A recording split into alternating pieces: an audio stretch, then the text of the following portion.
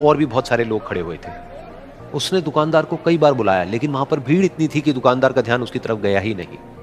और फिर उस बच्ची को थोड़ा सा गुस्सा आया तो उसने अपनी मिट्टी की गुल्लक ले करके वहीं काउंटर पर जोर से रख दी, जिसके बाद में जो दुकानदार था और जितने भी लोग खड़े थे वो सब उस बच्ची की तरफ देखने लग गए।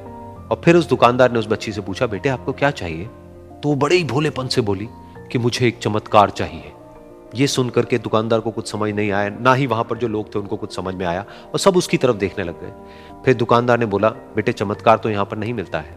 तो बच्ची को लगा कि वो उससे झूठ बोल रहा है, तो बच्ची ने कहा कि मेरी गुल्लक में बहुत पैसे हैं, आप बताओ आपको कितने पैसे चाहिए, लेकिन मैं आज यहां से चमत्कार लेकर के ही जाऊंगी।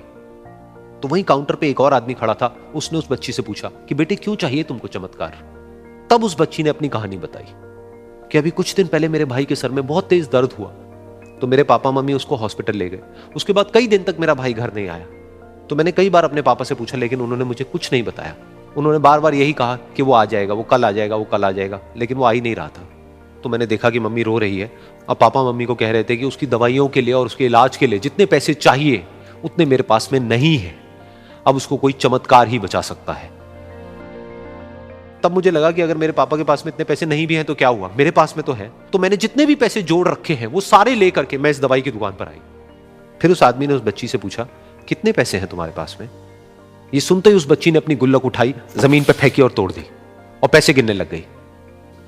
बाकी सब लोग खड़े होकर के उसको देख रहे थे। थोड़ी देर बाद उसने सारे पैसे अपने हाथ में इकट्ठे किए और बोली, मेरे पास में पूरे 19 रुपए हैं।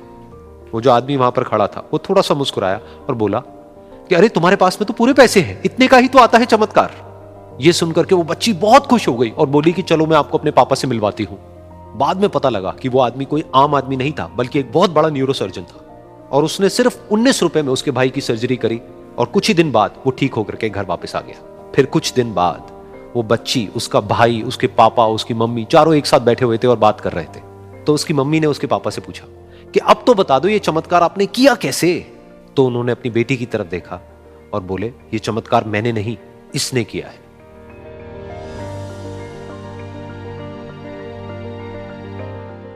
तो यहां पर एक बहुत बड़ी बात है जो हम उस छोटी सी बच्ची से सीख सकते हैं कि जिंदगी में कभी कभी ऐसा होता है कि हमको कोई रास्ता नजर नहीं आ रहा होता है और हम लोग हिम्मत हार जाते हैं। तब हमारे अंदर एक बच्चा होता है जो कोशिश करने से कभी भी पीछे नहीं हटता है। वो हार मानने को तैयार नहीं होता है क्योंकि उसको ना शब्द समझ नहीं आता है।